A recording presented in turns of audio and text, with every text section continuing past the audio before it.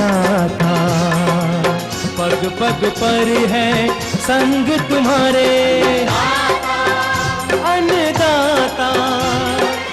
लहू किसानों का बन के पसीना सींचता है धरती का सीना। मेहनत का तेरी हक दिलवाने, नई तकनीक नई खोज बताने।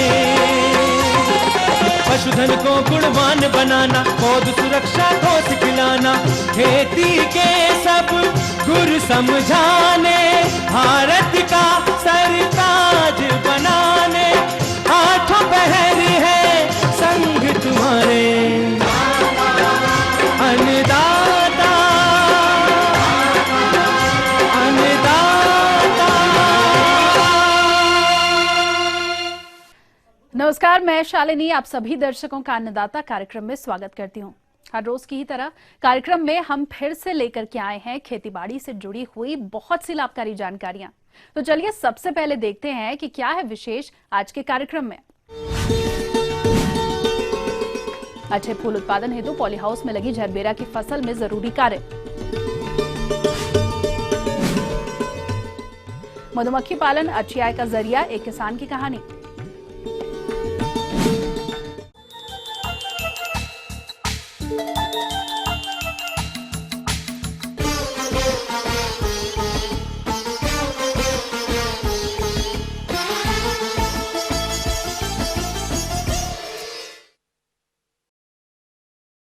प्रदेश में झरबेरा फूल की बाजार मांग को देखते हुए जो किसान पॉली हाउस में झरबेरा की खेती कर रहे हैं वो फसल का प्रबंधन उचित तरीके से करेंगे, तभी उन्हें फूल की अधिक उपज मिल सकेगी। तो पॉली हाउस में लगी झरबेरा की फसल में कौन कौन से कार्यों को करना जरूरी है, इस बारे में अपने सुझाव दे रहे हैं सफल किसान मुकेश कुमार खोड़ियार। यहाँ पे अपन झरबेरा खेती किस प्रकार से अच्छे तरीके से कर सकते हैं उसके बारे में बताना चाहूँगा। इसके अंदर में 30 सेंटीमीटर की नाली रहती है, बेड 70 सेंटीमीटर का रहता है हमारा ऊपर का। इस प्रकार से हम इसको तैयार करते हैं। चूँकि इसमें फूल तोड़ने के लिए रास्ता नाली के रूप में रहता है और वो चलने के लिए जगह छोड़ी जाती है 30 सेंटीमीटर की। उसके बाद में हम इसमें डबल ड्रिप पाइपलाइन लगाते हैं एक बेड के ऊपर में, और पौधे से पौधे की दूरी इसमें जो रखी गई है वो 1.25 फीट की रखी गई है। इस प्रकार से इसको लगाने से अच्छे हम इसमें प्रोडक्शन ले सकते हैं। हमारे जिन किसान भाइयों ने पॉली हाउस में झरबेरा की फसल लगाई है वो इस समय पुष्पन की अवस्था पर होगी तथा इस फसल से गुणवत्ता युक्त अधिक फूलों की प्राप्ति के लिए पौधों की अनावश्यक पत्तियों की तुड़ाई तो करना ही है, साथ ही साथ फसल को खरपतवारों से भी मुक्त रखना होगा। इसके साथ साथ मैं इसमें ये कहना चाहूँगा कि इसमें 20 से 25 पत्ते ही पौधे में रहना चाहिए। यदि उससे ज़्यादा पत्ते हो रहे हैं तो इसके पत्ते की छटाई करते रहना चाहिए नीचे के पत्ते की। उससे क्या होगा कि हमारे फूल की संख्या कभी कम नहीं होगी। इसके अंदर में खरपतवार चूँकि ग्रीन हाउस के अंदर में है और चूँकि सघन खेती मतलब यदि इसमें पत्ते ज़्यादा होंगे तो इसमें खरपतवार भी कम उगते हैं, और यदि उग गए हैं तो उसको आसानी से निंदाई की जा सकती है। झरबेरा की फसल में सिंचाई और उर्वरक प्रबंधन का विशेष महत्व होता है, लेकिन हमारे कुछ किसान भाई इन प्रबंधनों में लापरवाही बरतते हुए कभी भी फसल की सिंचाई कर देते हैं तथा असंतुलित मात्रा में उर्वरक का प्रयोग करते हैं। इसके कारण पौधों की अनावश्यक बढ़वार तो होती ही है, साथ ही साथ फसल में कीट और रोगों का भी प्रकोप होने लगता है। इसके अंदर में खाद का मैं इसलिए कहना चाहूँगा कि शुरुआत में इसमें जैसे 2 किलो के रेशो पे जब तक फूल ना आ रहे हैं तब तक 2 किलो के रेशो पे चला है। उसके बाद में 4 किलो तक हाईएस्ट इसमें जा सकते हैं खाद में। अभी 4 किलो के रेशो पे चल रहा है। 19-19 जो खाद आता है वो 4 किलो के रेशो पे चल रहा है। इसमें खाद रोज चलता है ड्रिप के माध्यम से। जो इसकी स्टिक है वो स्टिक अच्छी रहना चाहिए और मोटी स्टिक आना चाहिए। उसके लिए जैसे कभी कभी निट्रोविन जो ऐसा आता है वो रेक्सोलिन टाइप की जो खाद आती है उसको 200 ग्राम प्रति एकड़ के हिसाब से रेक्सोलिन खाद जो मतलब माइक्रोन्यूट्रिएंट का काम करती है वो खाद को स्प्रे करना चाहिए उसमें। अभी जैसे आजकल बाजार में आ गया है बायोजाइम वगैरह, जाइम भी डाल सकते हैं। इससे थोड़ा सा क्या होता है कि ठंडी के समय में खाद अपटेक नहीं कर पाता, तो जाइम वगैरह ड्रिप से देने से वो क्या होता है कि वहाँ के जो न्यूट्रिएंट्स जो रहते हैं वो उसको पर्याप्त नहीं मिल पाते और वो न्यूट्रिएंट को अपटेक कराने में मदद करता है जाइम वगैरह।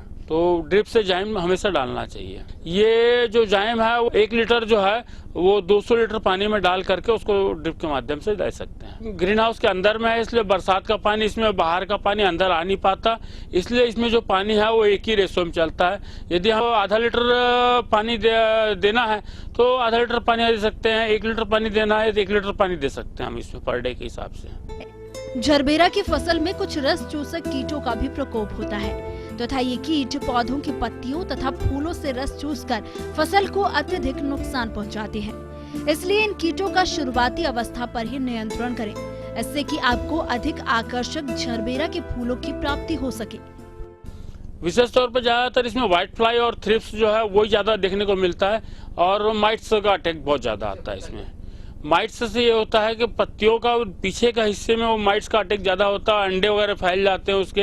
एक टाइम में ही मतलब 1000 से 1200 अंडे देती है माइट्स का जो है वो, उसके डेवलप होने का जो स्पीड है वो काफी बहुत तेज हो जाता है उससे, और उसको कंट्रोल करना बहुत मुश्किल हो जाता है। चूंकि इसमें येलो माइट्स आती है और येलो माइट बहुत जरा परेशान करती है। रेड माइट रहती है तो रेड माइट जल्दी आसानी से कवर हो जाती है। समय समय पर मेडन नाम की दवाई आती है, वो 300 ml प्रति एकड़ के हिसाब से चला सकते हैं। पैरामाइड है वो 250 ml प्रति एकड़ के हिसाब से चला सकते हैं। उसका इस्तेमाल समय समय पर करते रहते हैं। आज की तारीख में जैसे 25 डिसमिल में से 400 से 500 फूल हम पर डे के हिसाब से इसमें ले सकते हैं आसानी से।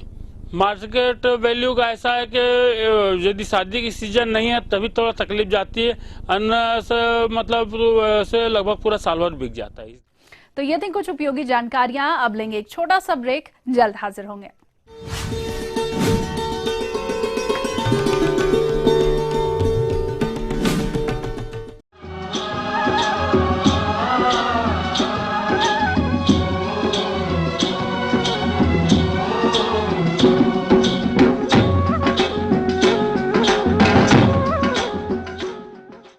ब्रेक के बाद एक बार फिर से आप सभी दर्शकों का अन्नदाता कार्यक्रम में स्वागत है। और चलिए अब बढ़ते हैं अगली प्रस्तुति की ओर।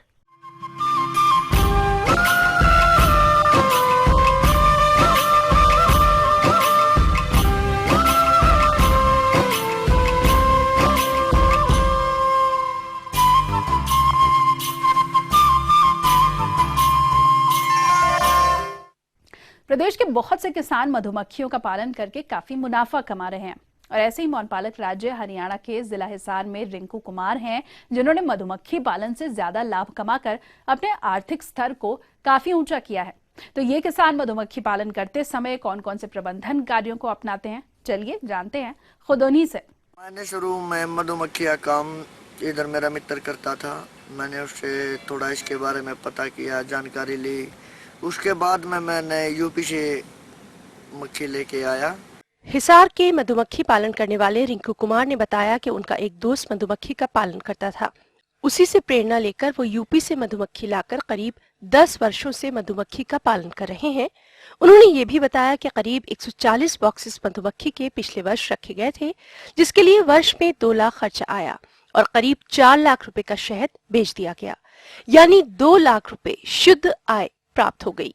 मैं करीब 150 के बीच में बॉक्स रखता हूँ, तो एक बॉक्स के अंदर करीब 3-3.5 किलो शहद निकाल लेता हूँ मैं। एक बक्से के अंदर मान लीजिए 9 फ्रेम होते हैं, 8 फ्रेम भी हो जाते हैं, 9 फ्रेम भी हो जाते हैं, तो पूरा बक्सा कंप्लीट एक हफ्ते में शायद 3 किलो दे देता है पर बक्सा।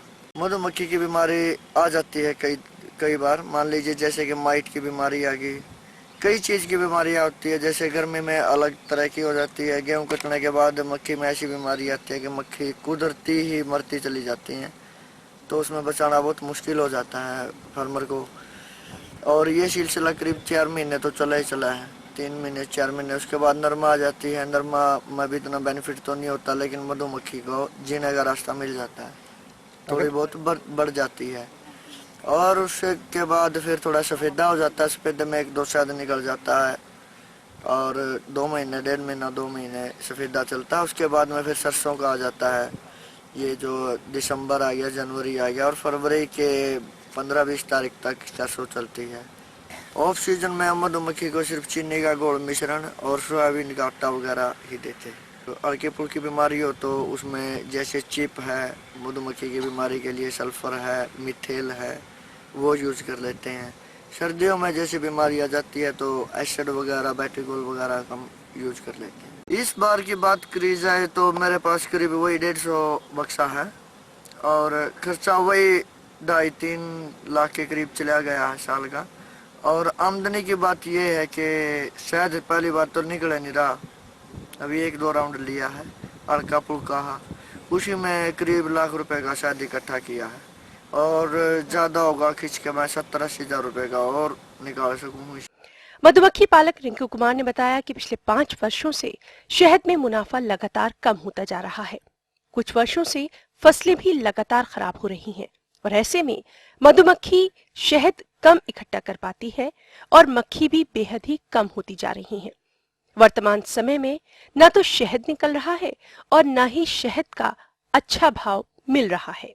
5-7 साल तो बढ़िया बेनिफिट रहा, रेट भी बढ़िया आया कर दे, शहद भी बढ़िया निकला कर दे। करीब पूरे साल में 12-12, 14-14 राउंड, 15-15 राउंड निकल जाया करते।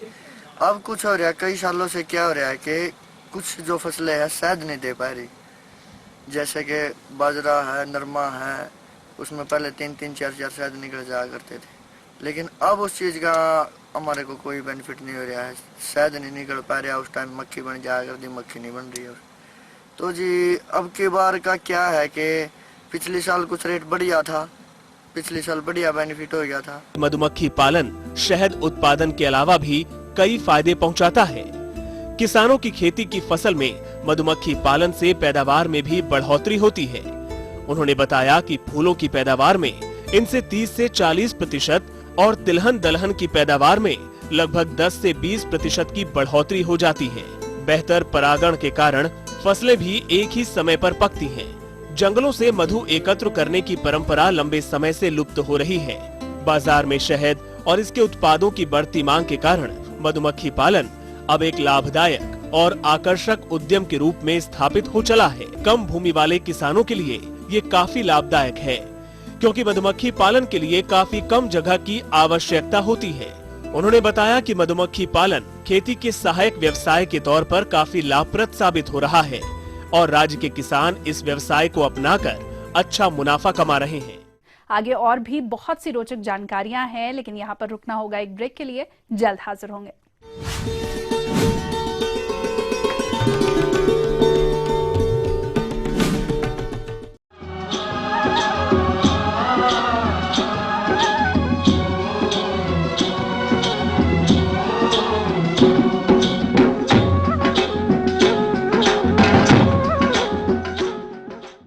ब्रेक के बाद आप सभी दर्शकों का एक बार फिर से स्वागत है और चलिए अब रुख करते हैं अगली कड़ी की ओर।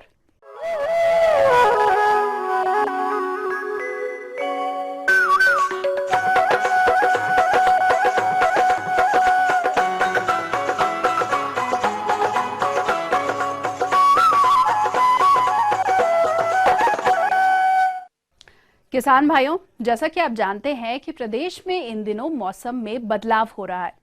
इस समय दिन में कभी तो तापमान बढ़ जाता है और रात को तापमान बेहद कम भी हो जाता है और ऐसी स्थिति में मुर्गियों को विशेष देखरेख की जरूरत होती है, अन्यथा अचानक मौसम में हो रहे बदलाव के कारण मुर्गियां मरने लगती हैं और हमारे किसान भाइयों को हानि उठानी पड़ सकती है। तो किसान भाइयों, इस बदलते मौसम में आप मुर्गियों की देखरेख कैसे करेंगे, आइए जानते हैं जिला कटिहार के प्रगतिशील मुर्गी पालक रमेंद्र चौधरी से। चूजों के रखरखाव में अगर तापक्रम का प्रबंधन सही नहीं होगा तो चूजे काल कवलित होकर के मरेंगे ही मरेंगे। सुझाव दूंगा कि प्रथम सप्ताह में 95 डिग्री फ़ारेनहाइट का टेम्परेचर को पूरे सप्ताह मेंटेन करें। ब्रूडर गृह की तापमान व्यवस्था। ब्रूडर गृह में चूजों को लाने के पूर्व लगभग 12 घंटे पहले 90 से 95 फ़ारेनहाइट तापमान हीटर या बल्ब द्वारा बनाना चाहिए, ताकि चूजों को सर्दी से बचाया जा सके।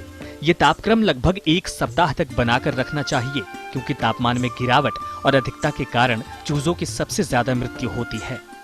सुबह में क्या होता है कि सुबह में वो टेम्परेचर मेंटेन होता नहीं है और सुबह में टेम्परेचर में बहुत भयानक गिरावट आ जाती है। 50 से 52 डिग्री फ़ारेनहाइट टेम्परेचर चला आता है।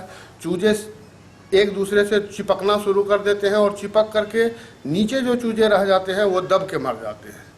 फिर जो बर्तनों का रखरखाव हम लोगों का होता है, बर्तनों में पानी ठंडा हो चुका होता है, रात भर में पानी रखा हुआ रहता है और वो पानी ठंडा हो चुका होता है और चूजे वहाँ जा कर के उसमें भीग जाते हैं, पानी पीने के क्रम में भीग जाते हैं और भीगने के बाद उनको ठंड लग जाती है और ठंड लगने से ही ज़्यादा चूजे मरते हैं।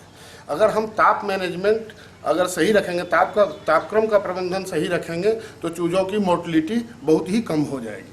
अक्सर देखा जाता है कि बहुत किसान भाई चूजों को लाकर सीधे लीटर यानी बिछावन पर छोड़ देते हैं, जिससे चूजों को आहार लेने में कठिनाई होती है। साथ ही लीटर में अधिक नमी के कारण चूजों में अनेक बीमारियां पनपने लगती हैं। लीटर पर डाल देते हैं बगैर अखबार बिछाए हुए, पेपर का कोई तह नहीं देते हैं और शुरू में लीटर पर डाल देते हैं। उसके वजह से क्या होता है कि चूजे लीटर को पूरा गीला कर देते हैं। ये चूजों का लीटर 7 दिन तक या 14 दिन तक या 21 दिन तक या उनके पूरे जीवन भर चूजों के लीटर में कभी पपड़ी नहीं होनी चाहिए। इतना तो कम से कम फार्मर को अपने यहाँ रखरखाव में इतनी व्यवस्था करनी होगी कि चूजों के लीटर में पपड़ी न जमे। पपड़ी जमेगा तो अमोनिया फॉर्मेशन होगा और अमोनिया फॉर्मेशन होगा तो तरह तरह के उनको परेशानी आएगी और उनके बढ़वार में भी रुकावट आएगी। चूजों की अच्छी बढ़वार के लिए आवास व्यवस्था पर विशेष ध्यान देना चाहिए। इसके लिए चूजे लाने के बाद ब्रूडर में प्रथम सप्ताह चिकन गार्ड का प्रयोग करना चाहिए। इससे चूजे गर्मी के क्षेत्र से दूर नहीं जा पाते। साथ ही ब्रूडर गृह में हवा के आवागमन का पूरा ख्याल रखा जाना चाहिए। ये बायोसिक्योरिटी का मामला है।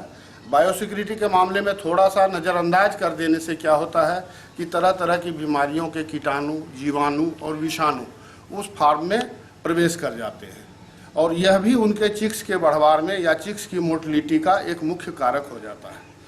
तो इसको साफ सफाई बायोसिक्योरिटी करने के लिए मान लीजिए कि जैसे किसी दक्ष चिकित्सक से या मान लीजिए किसी भी अनुभवी पशुपालक से सलाह लेकर के और बायोसिक्योरिटी का 14 दिन 15 दिन का फार्म खाली रख करके और भली भांति सफाई करके उसके बाद ही बच्चा डालें, उसके बाद ही चूजा डालें तो उचित रहेगा। दूसरा बात कि शुरू में ही बहुत से फार्मर क्या होता है कि कड़ी से कड़ी दवा दे देते हैं चूजों को दूसरे तीसरे चौथे दिन। यह भी एक वजह हो जाता है कि उसका स्ट्रेस इतना भयानक हो जाता है कि चूजे उसको झेल नहीं पाते हैं और वो कमज़ोर होकर के मर जाते हैं या खाना छोड़ करके मर जाते हैं। चूजों को प्रथम सप्ताह में 14 घंटे तक पानी में 8% चीनी अथवा गुड़ का घोल देना लाभदायक रहता है। चूजों को पानी में antibiotic B complex, liver tonic, vitamin A और D3 देना चाहिए। साथ ही चूजों को बीमारियों से बचाने के लिए समय समय पर टीकाकरण भी करवाना चाहिए, जो इस प्रकार है।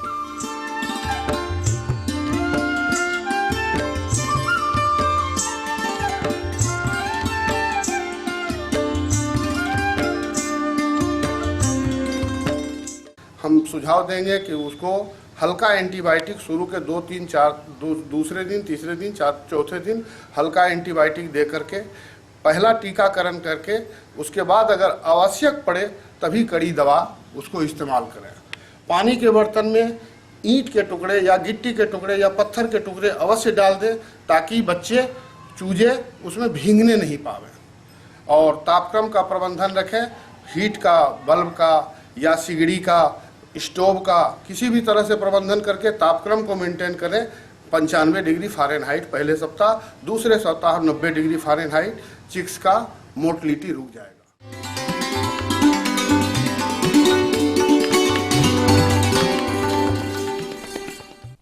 अन्नदाता हेल्पलाइन निशुल्क फोन संपर्क सेवा के माध्यम से आपके द्वारा पूछी गई समस्याओं में से एक या फिर 2 प्रश्नों को हम अपने कार्यक्रम में शामिल करते हैं और इसी के तहत आज का चयनित प्रश्न और उसका जवाब इस प्रकार है। अन्नदाता निशुल्क फोन संपर्क सेवा के माध्यम से पूछे गए प्रश्नों में से आज हमने जिस प्रश्न को कार्यक्रम में शामिल किया है उसे पूछा है जिला बोकारो के कृषक देवेंद्र सिंह ने। यह अरहर की फसल में लगने वाले फली छेदक कीट के नियंत्रण पर जानकारी चाहते हैं। तो देवेंद्र सिंह जी, आपकी जानकारी हेतु प्रस्तुत है कार्यक्रम का यह अंश। अरहर लगाए हुए हैं अभी, तो उनके पौधे पर फलियां आ गई होंगी। तो इस समय जो फलियों में लगते हैं कीट वो मुख्यतः हैं ग्राम पॉट बोरर, और ये खास करके अंडे देती हैं जो नया सूट निकलता है अरहर में, उस पे या जो फूल होते हैं या फल उसके ऊपर वो अंडे देती है। जैसे अंडे हैच होते हैं तो इसके जो पिल्लू होते हैं अर्ली स्टेज में काफ़ी तेज़ी से जो पत्तियां हैं, जो नई पत्ती निकलती हैं उसको काफ़ी तेज़ी से खाते हैं और जो उनका जो क्लोरोफिल कंटेंट है जिससे कि पौधे खाना बनाते हैं उनको खाना शुरू कर देते हैं। इसके बाद क्या होता है कि फूल रहता है और फलियां रहती हैं तो वो उनको अटैक करती हैं और ये फलियां को खाना शुरू कर देती हैं। तो अगर फली में खा रही है तो सबसे आसान पहचानने का तरीका है कि ये जो फलियां खाती हैं वो आधा भाग फलियां के अंदर रखेगी और आधा भाग फली जो होता है उसके बाहर रखती है। आप देखेंगे कि जो इसका पिल्लू होता है लगभग 13 से 19 दिन में वयस्क हो जाता है। मतलब कि ये अपने जीवन चक्र में लगभग 25 से 35 जो फलियां हैं उनको बर्बाद कर सकता है। आइए अब बात करते हैं खड़ी फसल में इस कीट के नियंत्रण के बारे में। फली छेदक कीट के प्रकोप की प्रारंभिक अवस्था पर कीट ग्रसित फलियों को तोड़कर नष्ट कर देने पर इनका प्रकोप कम हो जाता है तथा इस कीट का जैविक नियंत्रण हेतु फसल में NPV 250 LE का प्रति हेक्टेयर छिड़काव करें। इसके अलावा नीम तेल की 5 मिलीलीटर मात्रा प्रति लीटर पानी में घोल बनाकर फसल पर 10 दिन के अंतराल पर 2 से 3 छिड़काव करना लाभप्रद होता है। अगर इन दवाओं की उपलब्धता नहीं हो पाती है तो रासायनिक दवा इंडोक्सकार्ब की 1 मिलीलीटर मात्रा प्रति लीटर पानी में घोल बनाकर छिड़काव कर सकते हैं। इससे फसल में फली छेदक कीट का नियंत्रण हो जाता है तथा अरहर की फसल में अच्छी फलियां बनेंगी और आपको अधिक उपज प्राप्त होगी।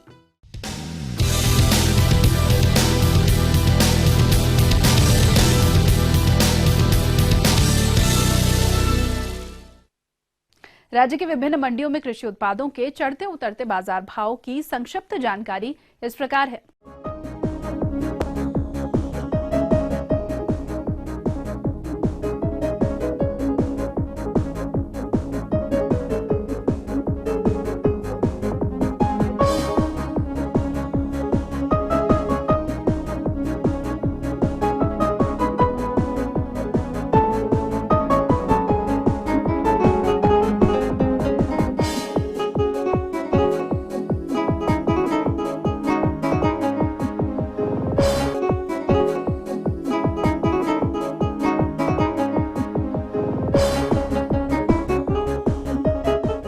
और आइए अब देखते हैं कल दिखाए जाने वाले कार्यक्रम की मुख्य झलकियां। देर से बोई गई अलसी की फसल में किए जाने वाले जरूरी प्रबंधन,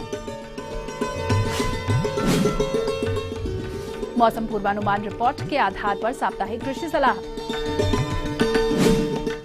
हम ये उम्मीद करते हैं कि आज का कार्यक्रम आप सभी दर्शकों के लिए उपयोगी रहा होगा। किसान भाइयों, अन्नदाता आपकी सेवा के लिए संकल्परत है।